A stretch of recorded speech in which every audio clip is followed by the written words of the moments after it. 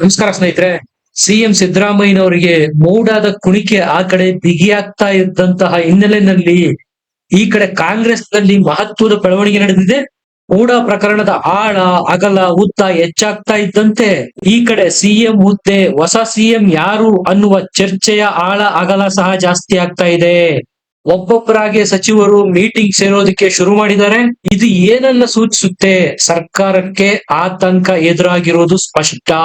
ಈ ಹಿಂದೆ M P ಪಟೇಲ್ರು ಡಾಕ್ಟರ್ ಜಿ ಪರಮೇಶ್ವರ್ ಅವರು ಗುಪ್ತವಾಗಿ ಮೀಟ್ ಮಾಡಿ ಚರ್ಚೆ ಮಾಡಿದ್ರು.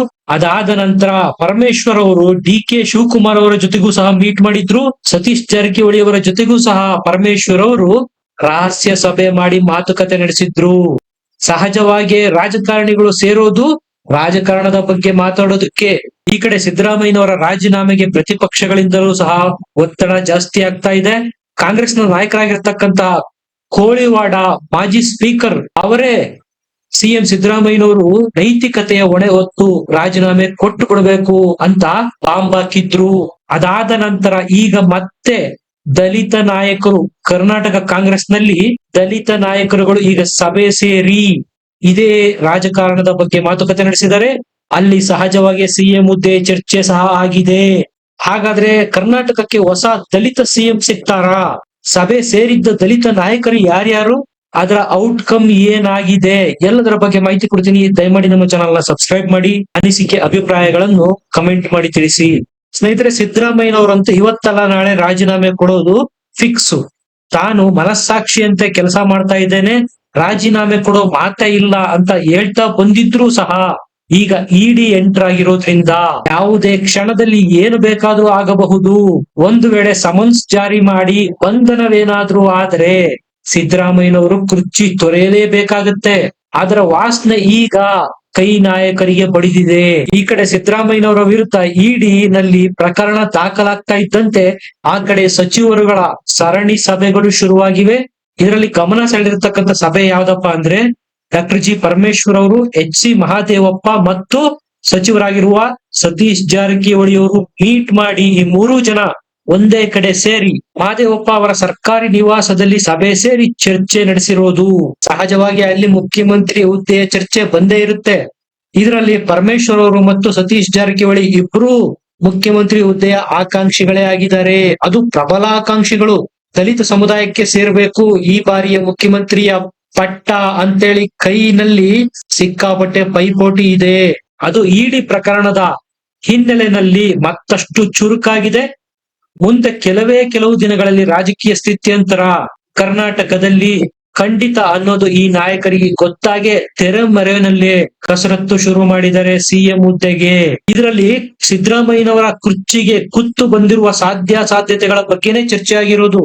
ಬಹಿರಂಗವಾಗಿ ಅದನ್ನ ಯಾರು ಹೇಳಿಕೊಳ್ಳದೆ ಇರಬಹುದು. ಒಂದು ವೇಳೆ ಸಿಎಂ ಸಿದ್ದರಾಮಯ್ಯನವರು ಏನಾದ್ರೂ ಕುರ್ಚಿ ಬಿಟ್ಟು ಹಿಡಿಯುವ ಪರಿಸ್ಥಿತಿ ಬಂದ್ರೆ ಮುಂದೆ ಮಾಡಬೇಕಾದ ತಂತ್ರಗಾರಿಕೆಯ ಬಗ್ಗೆ ಚರ್ಚೆಯಾಗಿದೆ. ಮೊನ್ನೆ ತಾನೇ ಎತ್ತಿನಹೊಳೆ ಪ್ರಾಜೆಕ್ಟ್ ನೆಪದಲ್ಲಿ ಡಾಕ್ಟರ್ ಜಿ ಪರಮೇಶ್ವರ್ ಅವರು ಮತ್ತು ಡಿ ಕೆ ಶಿವಕುಮಾರ್ ಅವರು ಮಾತುಕತೆ ನಡೆಸಿದ್ರು. ಅದಾದ ಬೆನ್ನಲ್ಲೇ ಈಗ ಅದೇ ಪರಮೇಶ್ವರ್ ಅವರು ಸತೀಶ್ ಜಾರಕಿಹೊಳಿ ಮತ್ತು ಮಹಾದೇವಪ್ಪ ಅವರ ನಡುವೆ ಚರ್ಚೆಯಾಗಿರೋದು. ಸ್ನೇಹಿತರೆ, ಈ ಸಭೆಗೆ ಸಿದ್ದರಾಮಯ್ಯನವರ ಸಮ್ಮತಿ ಸಹ ಇದೆ ಅಂತ ಹೇಳಲಾಗ್ತಾ ಇದೆ. ಇಲ್ಲಿ ಮೀಟ್ ಆಗಿರೋ ಯಾರು? ಡಾಕ್ಟರ್ ಜಿ ಪರಮೇಶ್ವರ್ ಅವರು, ಸತೀಶ್ ಜಾರಕಿಹೊಳಿ ಅವರು ಮತ್ತು ಎಚ್ ಸಿ ಮಹಾದೇವಪ್ಪ. ಈ ಮೂರು ಜನ ಸಿದ್ದರಾಮಯ್ಯನವರ ಬಣದಲ್ಲೇ ಗುರುತಿಸಿಕೊಳ್ತಾರೆ. ಡಿ ಕೆ ಶಿವಕುಮಾರ್ ಅವರು ಮುಖ್ಯಮಂತ್ರಿ ಆಗೋದನ್ನ ತಡೆಯೋದಿಕ್ಕೆ ಸಿದ್ದರಾಮಯ್ಯನವರು ಸತೀಶ್ ಜಾರಕಿಹೊಳಿ ಅಥವಾ ಡಾಕ್ಟರ್ ಜಿ ಪರಮೇಶ್ವರ್ ಅವರನ್ನು ಬೆಂಬಲ ಮಾಡಬಹುದು. ಈ ರಹಸ್ಯ ಮೀಟಿಂಗ್ ನಡೆಸಿದ ನಂತರ ಎಚ್ ಸಿ ಮಹಾದೇವಪ್ಪ ಅವರು ಸಿದ್ದರಾಮಯ್ಯನವರನ್ನ ಮೀಟ್ ಮಾಡಿ ಅಲ್ಲಿ ನಡೆದ ಚರ್ಚೆಗಳ ಬಗ್ಗೆ ಮಾಹಿತಿ ಸಹ ಕೊಟ್ಟಿದ್ದಾರೆ. ಡಿ ಕೆ ಶಿವಕುಮಾರ್ ಅವರು ಫುಲ್ ಆಕ್ಟಿವ್ ಆಗೋದಕ್ಕೂ ಮುಂಚೆನೆ ಮುಖ್ಯಮಂತ್ರಿ ಹುದ್ದೆಗೆ ನಮ್ಮವರನ್ನೇ ಪ್ರಬಲ ದಾವೇದಾರರನ್ನಾಗಿಸಬೇಕು ಅನ್ನೋದು ಈ ಭೇಟಿಯ ಹಿಂದೆ ಸಿದ್ದರಾಮಯ್ಯನವರ ದೂರಾಲೋಚನೆ ಇದೆ ಅಂತ ಹೇಳಲಾಗ್ತಾ ಇದೆ. ಈಗಾಗಲೇ ಕಾಂಗ್ರೆಸ್ನ ಹೈಕಮಾಂಡ್ ಸಹ ಸ್ಪಷ್ಟವಾಗಿ ಹೇಳಿದೆ ಸಿದ್ದರಾಮಯ್ಯನವರಿಗೆ, ಕೂಡ ಹಗರಣದಲ್ಲಿ ಸಂಕಷ್ಟ ನಿಮಗೆ ಕಾದಿದೆ.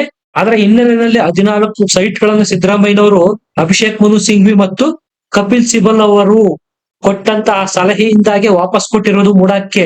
ಒಂದು ವೇಳೆ ಆ ಸೈಟ್ ಏನಾದ್ರು ಇಟ್ಕೊಂಡಿದ್ದೇ ಆಗಿದ್ರೆ ಇಡಿಗೆ ಮತ್ತಷ್ಟು ಅನುಕೂಲ ಮಾಡಿಕೊಟ್ಟಂತಾಗತ್ತೆ. ಒಂದು ವೇಳೆ ಇಡಿ ಎಂಟರ್ ಆದಾಗ ಆ 14 ಸೈಟ್ಗಳನ್ನು ಜಪ್ತಿ ಮಾಡ್ತು ಅಂದ್ರೆ ಸಿದ್ದರಾಮಯ್ಯನವರಿಗೆ ತೀವ್ರ ಮುಖಭಂಗ ಆಗುತ್ತೆ. ಅದನ್ನ ತಡೆಯೋದಿಕ್ಕೇನೆ ವಾಪಸ್ ಕೊಟ್ಬಿಡಿ ಅಂತ ಹೈಕಮಾಂಡ್ ಸೂಚನೆ ಕೊಟ್ಟಿತ್ತು. ಅದರ ಹಿನ್ನೆಲೆಯಲ್ಲೇ ಸಿದ್ದರಾಮಯ್ಯನವರು ಸಹ ಸೈಟ್ ನ ವಾಪಸ್ ಕೊಟ್ಟಿದ್ರು. ಈಗಾಗಲೇ ಕಾಂಗ್ರೆಸ್ನ ಅಭಿಷೇಕ್ ಮನು ಸಿಂಘ್ವಿ ಮತ್ತು ಜಯರಾಮ್ ರಮೇಶ್ ಅವರು ಪತ್ರಿಕಾಗೋಷ್ಠಿ ಮಾಡಿ ಕರ್ನಾಟಕದಲ್ಲಿ ರಾಜ್ಯ ಸರ್ಕಾರನ ಅಸ್ಥಿರಗೊಳಿಸೋದಿಕ್ಕೆ ಬಿಜೆಪಿ ಅವರು ಇಡಿಯನ್ನು ಪ್ರಯೋಗ ಮಾಡ್ತಾ ಇದ್ದಾರೆ ಅಂತ ವಾಗ್ದಾಳಿ ನಡೆಸಿದ್ರು. ಅಂದ್ರೆ ಒಂದಂತೂ ಸ್ಪಷ್ಟ ಆಯ್ತು, PMLA ಸೆಕ್ಷನ್ ಅಡಿ ಕೇಸ್ ದಾಖಲಾಗಿರೋದು ಸಾಕಷ್ಟು ಸೀರಿಯಸ್ ಇದೆ. ಸಿದ್ದರಾಮಯ್ಯನವರ ಮನೆಯ ಮೇಲೆ ಇಡಿ ರೇಡ್ ಆಗ್ತಕ್ಕಂತ ಸಂಭವನೀಯತೆಗಳೇ ಜಾಸ್ತಿ ಇದಾವೆ. ಈಗಾಗಲೇ ಮೂಡಾ ಕೇಸ್ ನಲ್ಲಿ ಇಡಿ ಎಂಟರ್ ಆಗಿ ಮೊದಲ ಸಮನ್ಸ್ ಸಹ ಜಾರಿ ಮಾಡಿದೆ.